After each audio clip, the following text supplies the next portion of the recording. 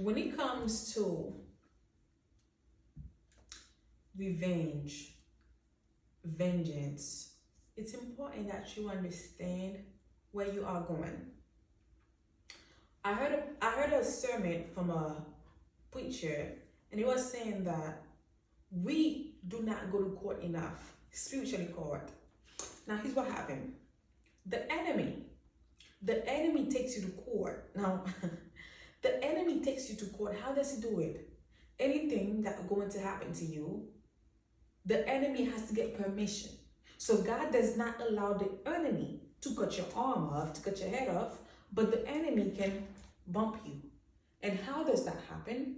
When you do something you were not supposed to, and then the enemy will goes to court, and the court is in front of God and saying, God, look at that person.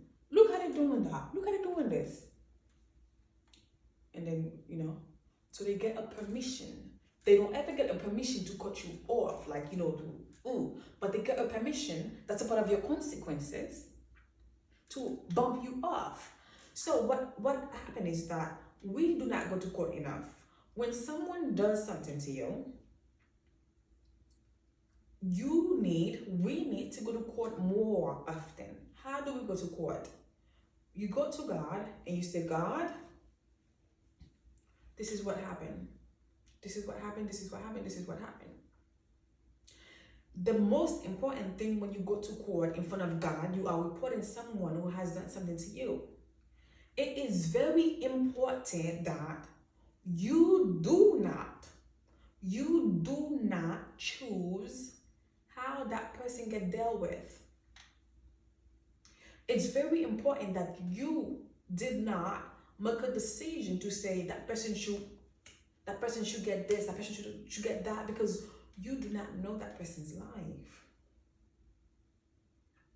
And if you are asking for that person to get fired, and God knows that person has 3 kids, that person needs that job, that person may still get fired.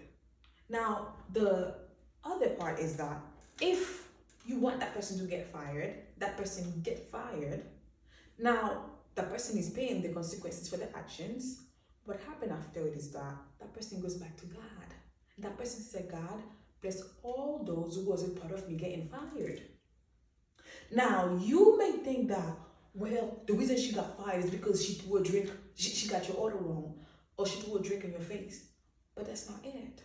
You still were a part of asking for that person to get fired.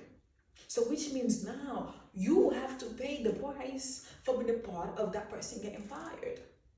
But if you go to God, you say, God, I'm reporting that person. They got my order wrong, and then they threw a drink at me. Deal with that person however you see fit. Deal with that person as soon as possible in the most necessary way that person should be dealt with.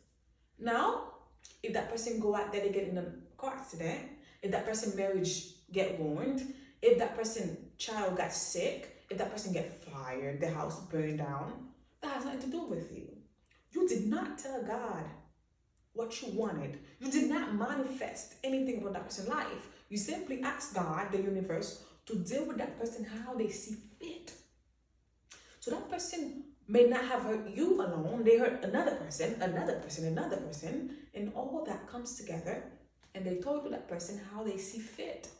So when you go to court, when you are reporting something to God, when you are reporting someone to God, something to God, it's important that you do not tie your feet in the rope as well by specifically asking God to get a specific things done to a certain individual. It's not your job. It's not your duty on how that person should be dealt with, because you do not know the person's life story. But if you simply ask God to deal with that person how he sees fit, that person will be dealt with. So practice, go to court more. Make your issue known. Make yourself known. Let God know that person hurt you. That person did you wrong. And you want that person to be dealt with. You want that person to pay for what they did to you, but you do not have to say how you want that person to be dealt with, because you have no say so in that part.